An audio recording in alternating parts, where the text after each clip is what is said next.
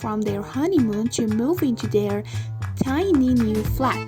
"Care to go to bed?" the husband asked. "Shh," said his blushing bride. "These walls are paper thin. The neighbors will know what you mean. Next time, ask me in code like, 'Have you left the washing machine door open?' instead."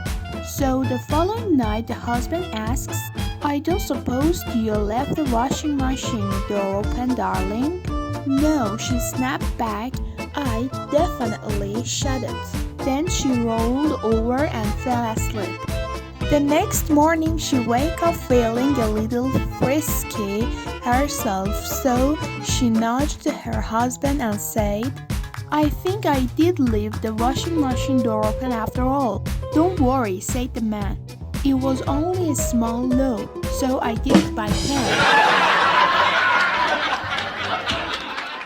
An old man, Mr. Smith, was living the last of his life in a nursing house. One day he appeared to be very sad and depressed. Nurse Lisa asked if there was anything wrong. "Yes, Nurse Lisa," said Mr. Smith. "My private parts died today and I am very sad." Knowing her patients were forgetful and sometimes a little crazy, she replied, "Oh, I'm so sorry, Mr. Smith. Please accept my condolences."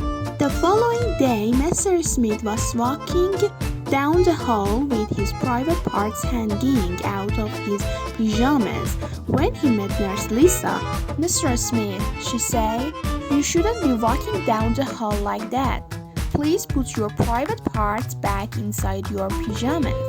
But Nurse Lisa replied, "Mr. Smith, I told you yesterday that my private parts died."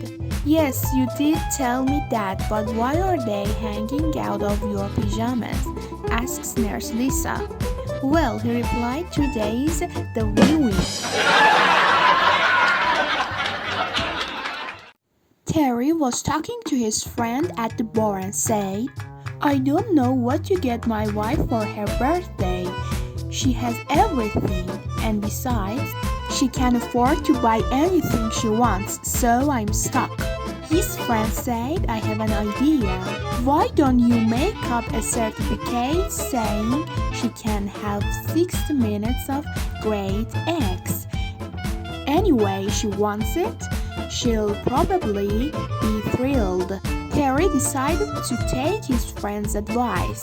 The next day at the bar, his friend said, "Well, did you take my suggestion?"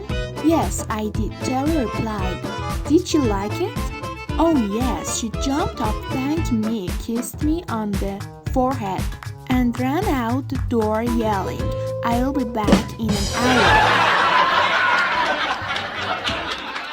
Two woman friends had gone out for a girls' night out and had been decidedly over enthusiastic on the cocktail. Incredibly drunk and walking home, they suddenly realized they both needed to pee. They were very near a graveyard and one of them suggested they do their business behind a headstone or something. The first woman had nothing to wipe with, so he took off her panties, used them and threw them away.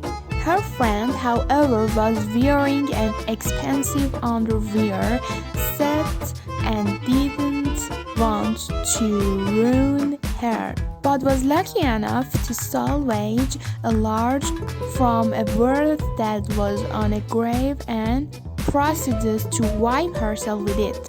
After finishing, they made their way home. The next day, the first woman's husband called the other husband and said, "This damn girls' night out have got to stop. My wife came home last night without her panties." "That's nothing," said the other. "Mine came back with a sympathetic heart stuck between the cheeks of her butt that said, 'From all of us at the fire station, we'll never forget you.'" A woman with no clothes jumped into a taxi. The taxi driver starts at her. looking her over from top to bottom. The woman is offended and asks the taxi driver, "What's the matter? Haven't you ever seen a woman with no clothes before?" The taxi driver responds, "Oh, it's not the fact that you're egg that bothers me. Then why are you looking at me that way?" She retorts, "Well, Mom, I'm looking at you and thinking, where is this lady keeping the money to pay for this ride?"